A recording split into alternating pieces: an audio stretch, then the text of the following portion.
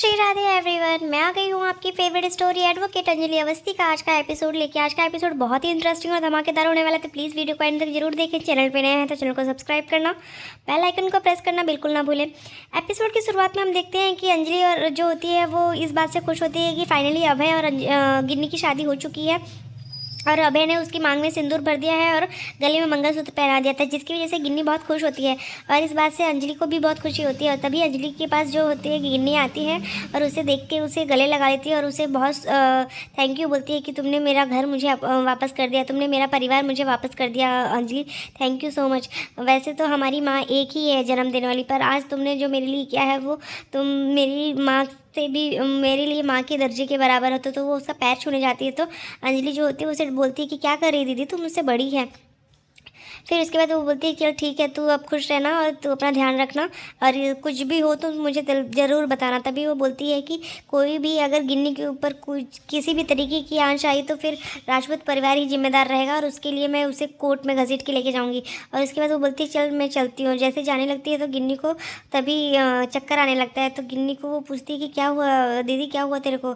तो वो बोलती है कि कुछ नहीं, बस मेरे सर में दर्द हो रहा है और मेरे को चक्कर आ रहा है। तभी यहाँ पे तभी जो अंजलि होती है वो बोलती है कि ये अभय सिंह राजपूत, जाके मेरी दीदी को कमरे में लेके जाइए, उन्हें आराम कराइए और उनका सर दबाइए और उसके बाद उनके लिए एक गिलास जूस और फिर 1 घंटे बाद एक कप अच्छी सी कड़क चाय और फिर कॉफ़ी, इस तरीके से उनका देखभाल कीजिए। तो वो बोलता है कि क्या बोल रही हो ये, तुम क्या बोल रही हो। तो बोलती है कि हाँ ये आपका फ़र्ज़ है, आपको निभाना पड़ेगा पति होने का फ़र्ज़।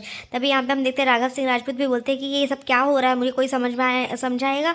तो वो बोलती है कि कोर्ट का ऑर्डर है सर, ये आपको मानना ही पड़ेगा और नहीं अगर ऐसा है तो फिर मैं दूसरे कोर्ट का ऑर्डर निकालवा के लाऊंगी।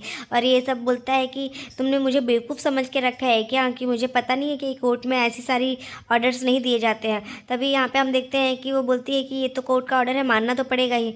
तभी यहाँ पे हम देखते हैं कि जो अंजलि होती है वो वहाँ से बोलती है कि अभी तो मैं जा रही हूँ लेकिन मैं जल्दी ही वापस आऊँगी। तभी यहाँ निवेदिता जो होती है वो बोलती है कि वैसे तो अब तो राघव भैया आपको तो अंजलि की आरती उतारनी पड़ेगी और उसका गृह प्रवेश करवाना पड़ेगा, क्योंकि आपने वादा किया था कि अगर ऐसा होगा तो आप उसकी आरती उतारेंगे और खुद गृह प्रवेश करवाएंगे और उसकी पहली रस्में करवाएंगे।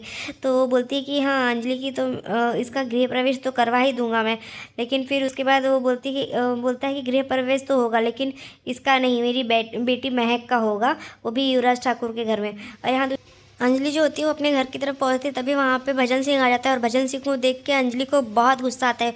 वो बोलती है भजन सिंह, तो तूने तो जितने कर्म किए हैं और उसका तो फल तुझे भुगतना ही पड़ेगा। तो वो बोलता है कि फाइनली तुमने गिन्नी को राजपूत हाउस पहुंचा ही दिया। तो बोलती है कि हाँ उसे तो पहुंचा दिया है और अब तुझे भी तेरी सही जगह पे पहुंचाना ही पड़ेगा, क्योंकि वैसे तो मैं हूँ AAA बैटरी साइज़, क्योंकि देखने में छोटी हूँ पर धमाका बड़ा करती हूँ।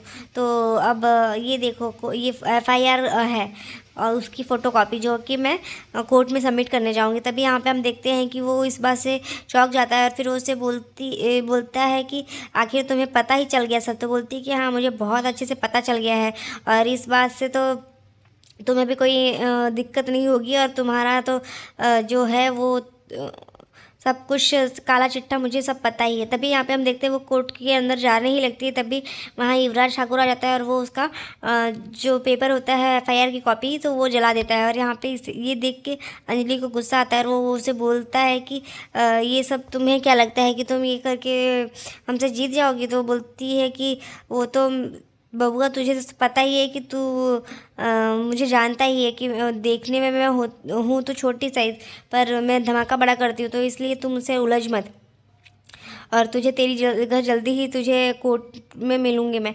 और इतना बोल के वो वहाँ से जाने लगती है। तभी वो उसे बोलता है कि सारे गुंडों को बुला के रखता है और वो बोलता है कि इसे मार डालो।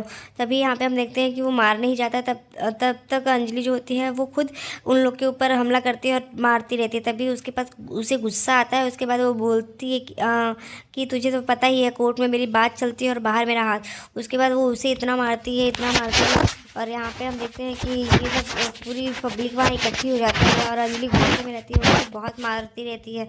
तभी यहाँ पे हम देखते हैं अंजलि जो होती है वो बहुत उसे बोलती है कि तुझे तो मैं देख लूँगी। और इस तरीके से 4 गुंडों को तू मार के जो खिलौने से खेल रहा है ना, ये सब मैं बचपन में खेल के छोड़ चुकी हूँ और मुझे बहुत अच्छे से आता है ये गेम, तो मुझसे मत उलझना। तभी यहाँ पे हम देखते हैं वो उसे बात करती रहती है, तभी एक हमला करने के लिए पीछे से आता है, तो उसकी माँ आ जाती है, तो उसकी माँ उसमें बीच में आ जाती है, तो उसको चोट लग जाती है, जिस वजह से वो परेशान हो जाती है और कि अंजलि को ऐसा लगता है कि ये किस तरीके से इनको लग गया।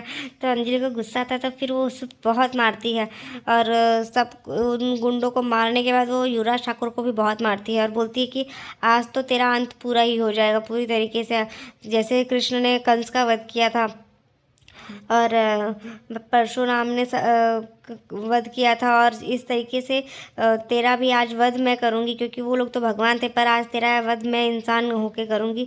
और उसके बाद फिर वो वहीं पे एक गोले की दुकान होती है, उस लारी से वो एक बॉटल निकालती है कांच की और उसके सारे पानी को गिरा देती है। उसके बाद वो उस बॉटल को तोड़ के उसे मारने ही जाती है, तब तक उसे बोलती रहती है कि आज तो तेरा अंत यहीं पे ख़त्म हो जाएगा।